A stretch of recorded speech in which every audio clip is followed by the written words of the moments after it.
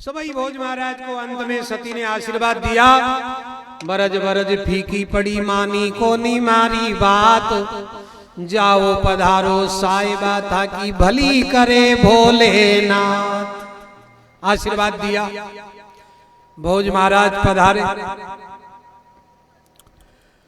अब शंकर भगवान ने सोचा कि भोज अब दोबारा आया और अब जवारत देख के आया। मैंने इसे सेज में 2 मुट्ठी हीरा दिया था, बिना परिश्रम के, बिना कुछ किए सेज में ही मिला। सेज में मिला तो उसकी कदर नहीं की, जंगल में नाग दिया। और वास्तव में जो सहज में प्राप्त होवे नहीं साहब, इंसान उसकी कदर नहीं करता है। थोड़ा पसीना बहाने के बाद, मुसीबत उठाने के बाद, भूख प्यास सहा करके और परिश्रम करने के बाद जो मिलता है उसे संभाल के रखता है कि तुम मारो गुण पसीनो, खून को पसीनो हो जाके प्राप्त हुई साहब। तो भगवान शिव ने सोचा कि अब धुआं तो सही पर थोड़ा परिश्रम उठाने के बाद दूंगा तो ये संभाल के रखेगा, अब सेज में नहीं दूंगा। तो सवई भोज को दोबारा आया जानकर भगवान महाकाल मृग चर्म बिछाया, नेत्र बंद करके समाधि स्थित भगवान के ध्यान में विराज गए। भोज महाराज ने देखा तो गुरुजी के नेत्र बंद, ध्यान मग्न विराज। अब सवई भोज ने सोचा कि एक साधारण व्यक्ति को नींद से जगाना भी अपराध बताया, तो ये तो महापुरुष है, फिर भगवान के ध्यान में विराज रहे। यदि मैंने इनका ध्यान भंग कर दिया, इनके ध्यान में बाधक बन गया, तो आशीर्वाद की एवज में मैं इनके नाराजी का कारण बन जाऊंगा। और अब बिना कुछ पाए खाली हाथ वापस जाऊं तो दोनों देवर भोजे हंसेंगे कि हमने मना किया था, मत जाओ। जो किस्मत में थी बीत गई, नहीं माने, डबल गए, लोग क्या लेकर आए। तो सवई भोज असमंजस में खड़े सामने, बोले गुरुजी को जगाऊं तो इनकी नाराजी का कारण बनूं, और बिना कुछ लिए खाली जाऊं तो मजाक बनूंगा, दोनों देवर भोजे मेरी हंसी उड़ाएंगे। तो सवई भोज ने दृढ़ संकल्प लिया, मन में निर्णय किया कि ना तो महात्मा का ध्यान भंग करूंगा और ना यहां से खाली हाथ लौट के घर जाऊंगा।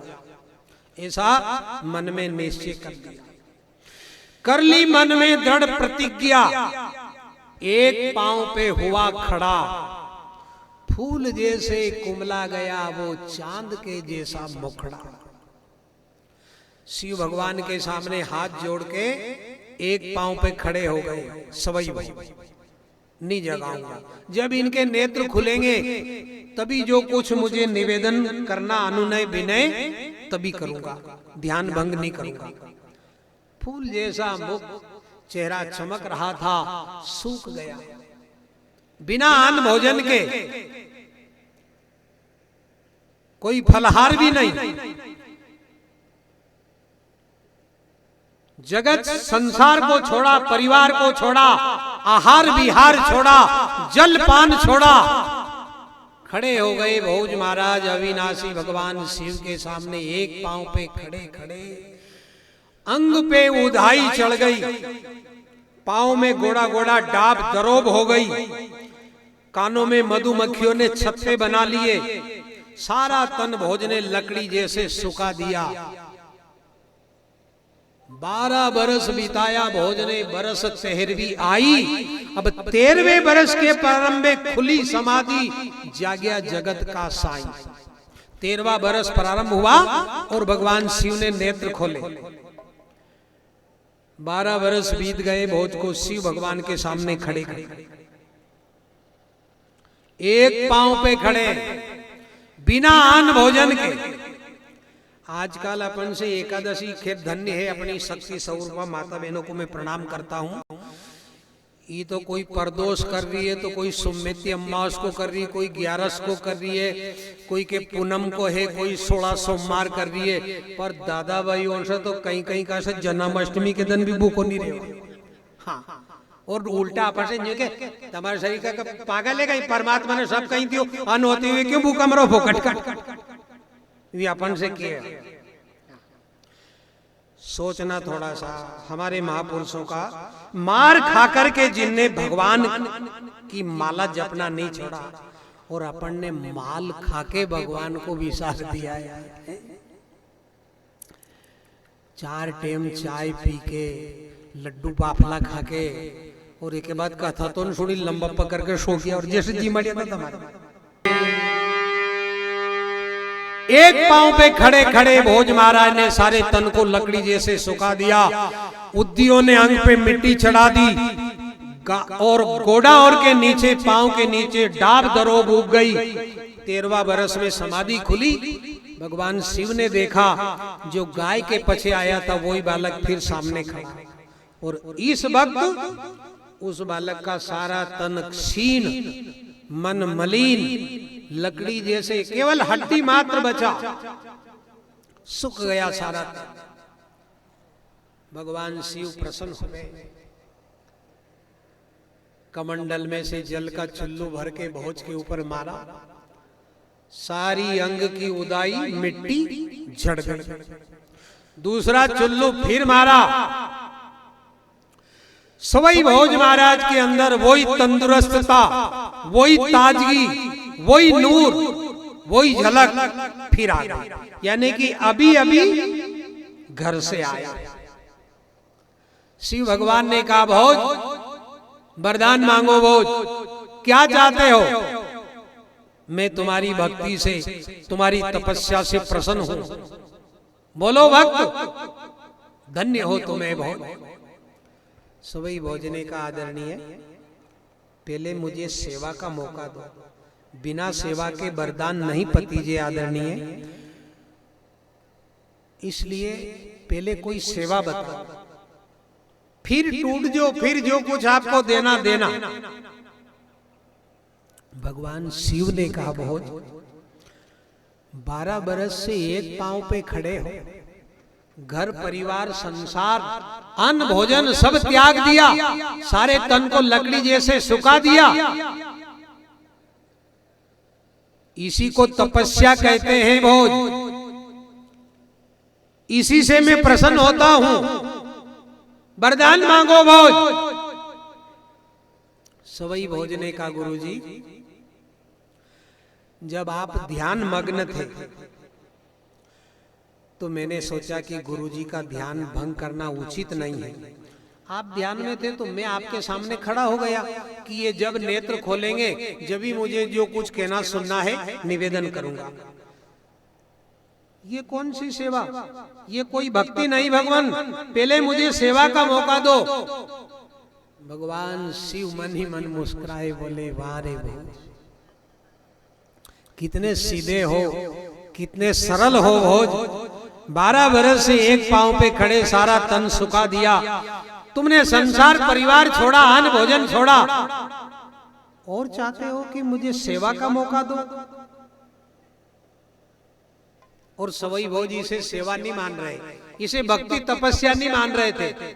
वो तो यही सोच रहे थे कि जब गुरुजी नेत्र खोलेंगे तब उनसे कुछ निवेदन करूंगा, ऐसा समझ के सामने खड़े थे। पर वो अंतर्यामी प्रसन्न हो गए। सवई भोज ने कहा मुझे कोई सेवा बताओ। भगवान शिव समझ गए कि ये सेवई करना चाहता है। अपनी माया से एक बहुत बड़ा भट्टा जल रहा, उस भट्टे के ऊपर एक बड़ा कढ़ाई रखा और उस कढ़ाई में तेल उबल रहा। सवई भोज की निगाह पड़ी। भोज महाराज ने पूछा ये क्या है गुरुजी? बोले भोज ये इस कढ़ाई में तेल उबल रहा और मैं देवी का इष्टक हूं, देवी मेरा इष्ट आधार है, और इस तेल में मनुष्य को भूनकर देवी की बलि चढ़ाता। यदि तुम सेवा ही करना चाहते हो तो चलो और मेरे साथ इस कड़ाई के 3 परिक्रमा लगाओ। सवई भोजने का जो आज्ञा आदरणीय, अहो भाग्य मेरे। चलो आगे सवई भोज, पीछे भगवान शिव संत के रूप में, बड़ी बड़ी जटाएं, हाथ में चिमटा, भगवान बेस। आगे सवई भोज, पीछे शिव भगवान। एक परिक्रमा हुआ, दूसरा परिक्रमा में फिर भगवान शिव ने भोज को परखा। वो कठिन परीक्षा लेता है, फिर परम मोक्ष दे देता है। परीक्षा में यदि फेल नहीं हो तो फिर माला माल हो। पर आजकल हमारी परीक्षा मत लीजिए दीनानाथ, हम परीक्षा में न्यू डुप्लीकेट है, कहीं की भी परीक्षा नहीं दे सका। 11 को भरत ही नहीं रह सका और कहीं परीक्षा देके निकाल कर। आपने उन भक्तों को परखा, वो महापुरुष थे, वो आपके बहुत दृढ़ संकल्पी थे। इतना बड़ा संकल्प हमारा नहीं, हम तो बिल्कुल टूटे हुए हैं। इतनी बड़ी परीक्षा मत लेना दीनानाथ। तो सवई भोज को पीछे से भगवान शिव ने उठाकर उस कड़ाई में डाल दिया। सवई भोज ने इसका बुरा नहीं माना, भोज ने फुर्ती से काम किया। उस कड़ाई में थोड़ा सा हाथ टिका, इधर से उधर उछल गए। इस विशेषता से भगवान शिव और प्रसन्न हो गए, हाथ जोर जोर से हंसने लगे।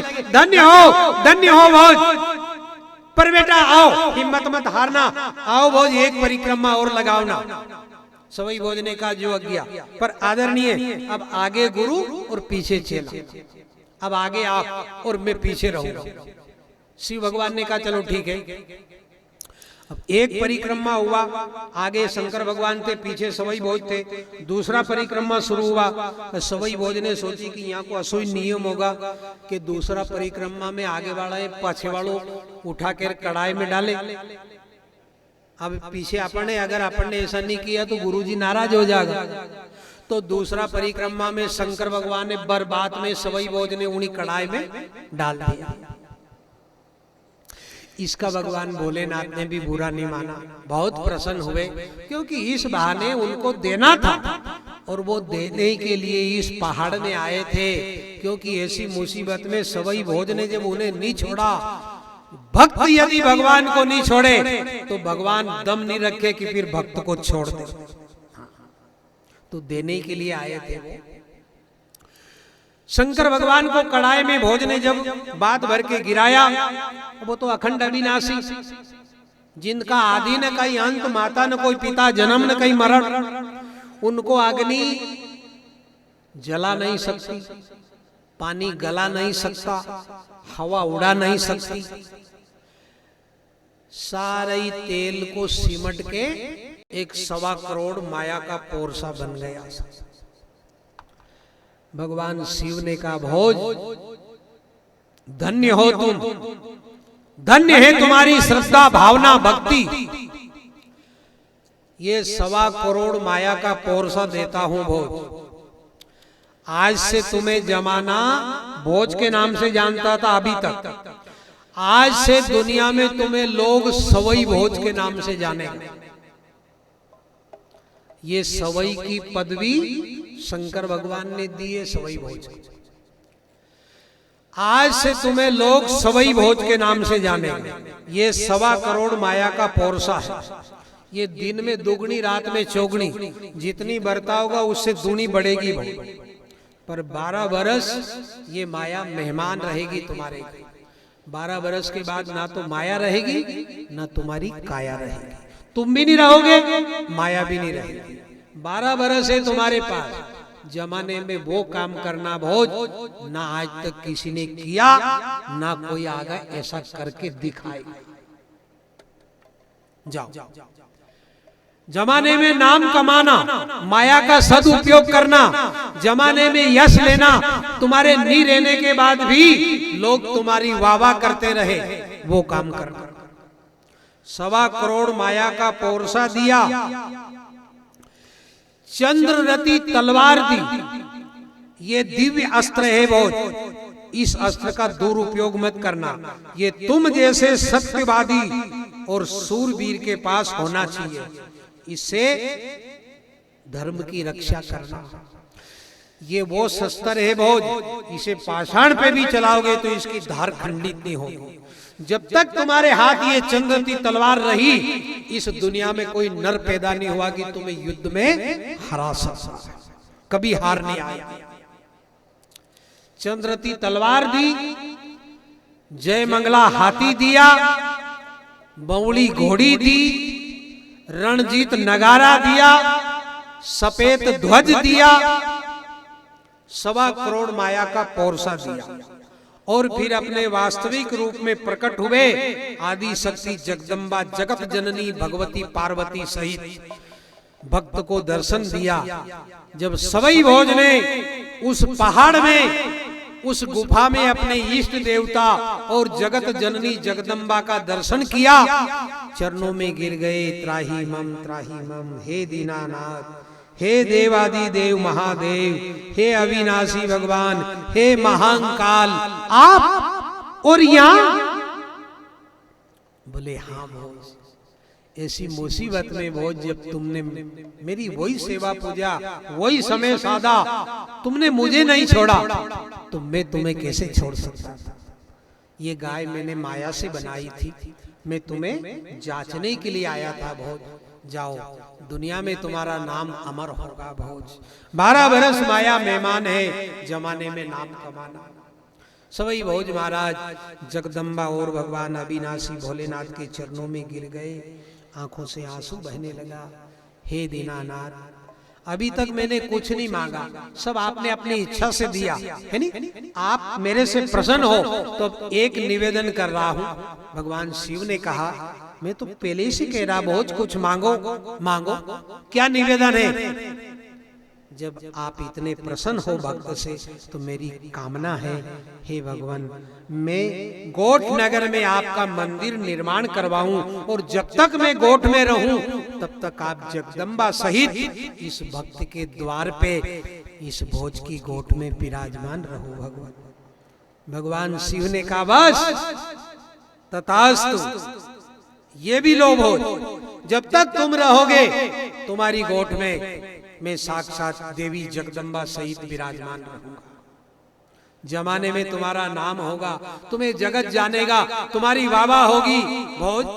तुम्हारे घर में सुलक्षणी पतिव्रता कामनी साड़ू जैसी सती नारी है।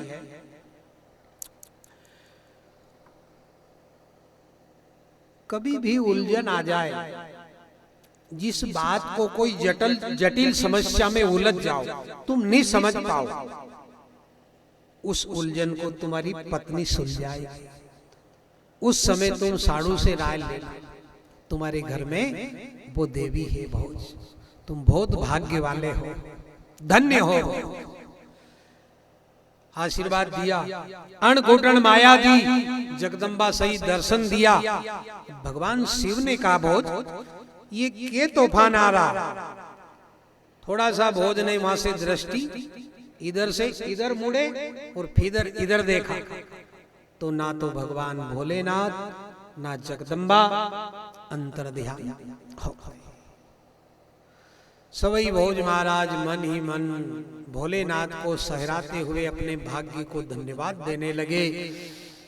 1.25 करोड़ माया का पोरसा, जय मंगलो हाथी, बौली घोड़ी, रणजीत नगारो, सफेद ध्वज, चंद्रती तलवार, ये सब लेकर के जब भोज वापस लौटे, अब यहाँ 12 बरस बीत गया और यहाँ नयाजी महाराज को ऐसा महसूस हुआ, एक पखवाड़ा। दादा भाई अब तो बहुत टाइम ले लिया आपने, संत की सेवा में ऐसे लीन हो गए, 15 दिन हो गए। बोले हाँ नयाजी। जय मंगला हाथी देखा, बौड़ी घोड़ी देखी, रणजीत नगारा, सफेद ध्वज, चंद्रती तलवार, 1.25 करोड़ माया का पोरसा। समाचार पूछा, सवई भोज के ऊपर जैसे भगवान शिव जगदम्बा की कृपा हुई थी, वो सारा वृतांत दोनों देरानी जेठानी और नयाजी अपने छोटे अनुज भैया को सवई भोज ने विस्तार से समझाया। इतना सब सुन के तीनों सवई भोज के चरणों में गिर गए। नयाजी ने कहा, दादा भाई आप धन्य हो, धन्य हो। आपने हम सबका उद्धार कर दिया। आप भगवान भोलेनाथ जगदम्बा का साक्षात्कार दर्शन करके आए, अणघुटन माया इतना सब कुछ लेकर के आए। आप धन्य हो दादा भाई, धन्य। अब 12 बरस बीत गया था, तब तो गोट नगर में सुकाल हो गया, बारिश हो गई, चारा पानी अनाज का सबका ठाट। अब राजा अच्छा सुंदर योग्य मुहूर्त निकलवाया, राजा जगमाल से विदाई ली। राजन, हमारे इधर भी बारिश हो गई है, आपको बहुत बहुत धन्यवाद। हम आपके आभारी हैं कि ऐसी मुसीबत में आपने हमें शरण दी। हमारा और हमारी गौ माता का आपके राज्य में पालन पोषण हुआ। राजन, अब आशीर्वाद मिले। ऐसे राजा साहब से सकुशल विदा हुए। गोट नगर में अणघुटन माया लेके पधार रहे।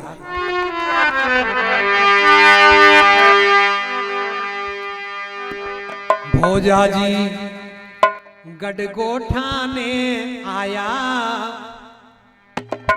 खुशी का दरिया लहराया।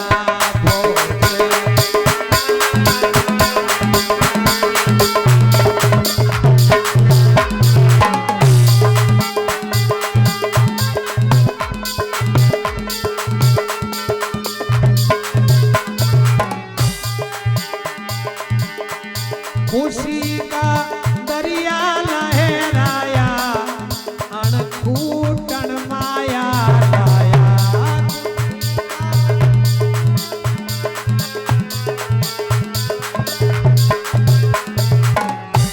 खुशी का दरिया लहराया, अणघुटन माया लाया।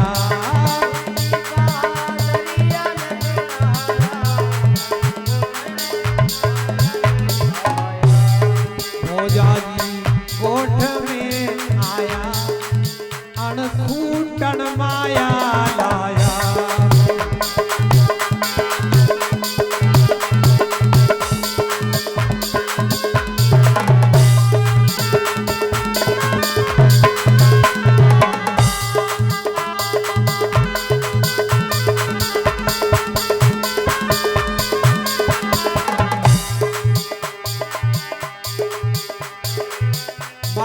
वर्ष तपस्या की पहाड़ में प्रसन्न हुए भोलेनाथ। 1.25 करोड़ माया का पोरसा दिया भोज के हाथ। ये धन धन शिव जी की माया, गोठ में खुशना लहराया।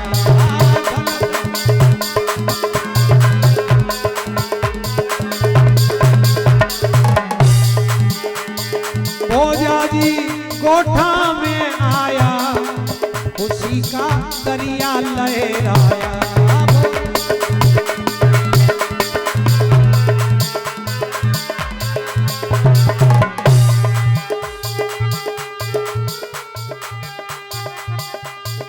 मेरे भोले बाबा को अनाड़ी मत समझो, मेरे भोले बाबा को अनाड़ी मत समझो। मेरे भोले बाबा को अनाड़ी मत समझो, मेरे भोले बाबा को अनाड़ी मत समझो, मदारी मत समझो।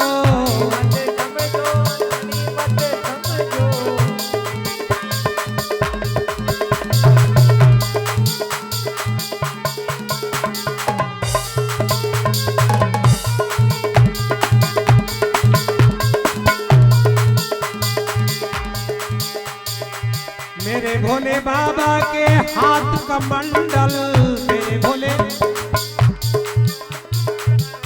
भोले बाबा के हाथ का मंडल, मेरे भोले बाबा के हाथ का मंडल।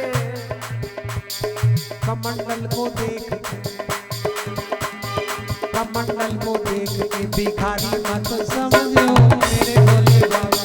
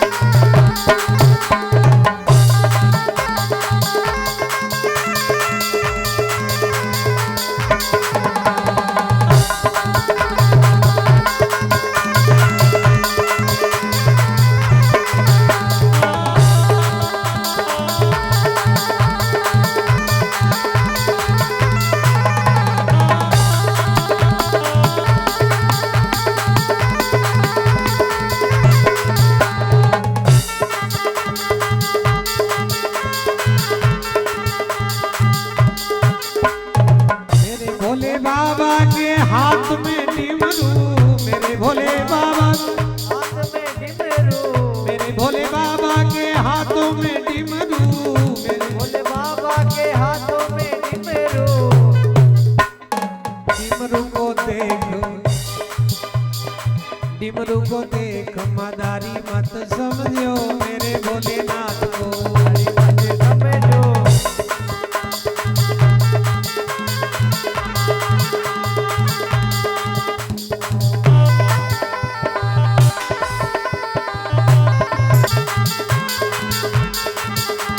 अनाड़ी मत समझो। बोलो महाकाल भगवान की जय।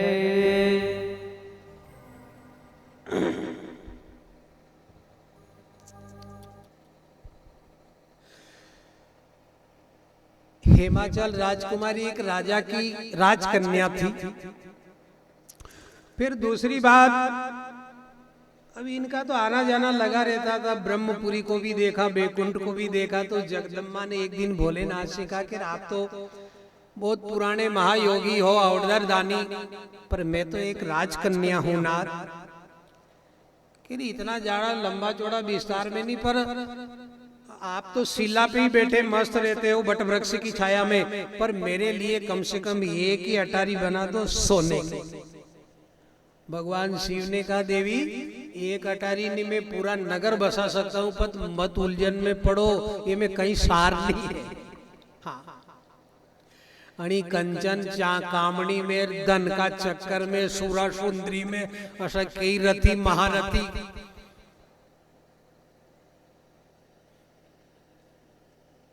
मिट्टी का बना पुतला मिट्टी में मिल गया है, हाथ कुछ नहीं लगा है। जो पुरुषार्थ संघर्ष कर लिया, दान पुण्य धर्म कमा लिया, बस वही यहाँ से अंतिम यात्रा का मंजिल तय करने की व्यवस्था है देवी, और कुछ नहीं है। पर देखो माता बहनों का तो साहब ऐसा, इनका तो गुण है, इनका तो स्वभाव है, इनको जरूरत होती है ये सारा भोगना, अच्छा ठाट बार से रहना, फैशन डेकोरेशन में रहना, अच्छा महल, अच्छी मखमली गादी हो, अच्छी फूलों की सेज हो, इसके बाद में कई प्रकार का खिलौना हो।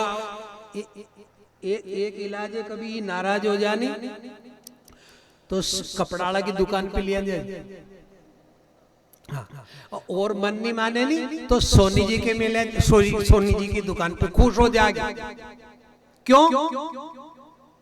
सजने से, संवरने से, गहना से, कपड़ों से इनका बहुत बड़ा लगाव होता है। तो जगदम्बा ने भोलेनाथ को मजबूर कर दिया, और उनकी तो दृष्टि से पहाड़ सोना बन जाता है। उनके लिए क्या करने की जरूरत, क्या कमी है, जिन्होंने भक्तों को ऐसा ऐसा दिया, कई भक्तों को अरबों खरबोपति बना दिया, पर इन सबको वो भोग चुके हैं, इनमें उन्हें कुछ भी नहीं मिला। इसलिए उनने कहा देवी ये बट वृक्ष, इसके बाद में ये कैलाश पहाड़ी बहुत सुंदर है, या एक नंबर व्यवस्था है, मत उलझन में पड़। नहीं माना। अब पत्नी की इच्छा पूर्ण करना यह भी पति का कर्तव्य धर्म होता है। तो फिर एक अटारी थोड़ी बनाई, ये पूरी सोना की लंका भगवान शिव का ही निर्माण था। अब मकान उद्यापन के लिए गुरुजी की जरूरत पड़ी। गुरुजी तो सिंपल मिजाज था, पर पत्नी गणी समझदार थी। तो अशोक ज्ञान ही तो दे, कहीं का पति सीधा भी हो तो उन्हें भी फेल कर दे। तुम्हारे में अक्ल नहीं रही, तुमने मांगता नहीं तो लाजा मर जाता, तुम मार से पूछ के जाता नहीं जब मांग गया था। तो पति देवता से पत्नी ने की, ये भोलेनाथ का नगर है और इसमें दक्षिणा लेने में थोड़ा सा विचार के लेना है आप। उद्यापन हवन शांति होने के बाद भगवान शिव ने कहा, बोलो देवता आपकी दक्षिणा। तभी तो पति पत्नी दो ही निमंत्रण करिया था, भोजन व्यवस्था भी थी वहीं। पति देवता ने पत्नी की ओर देखे, बोले तुम्हारा धन बलाओ तो ये पूरी मांग लो, दे देगा भी, इनकार नहीं करेगा। हाँ,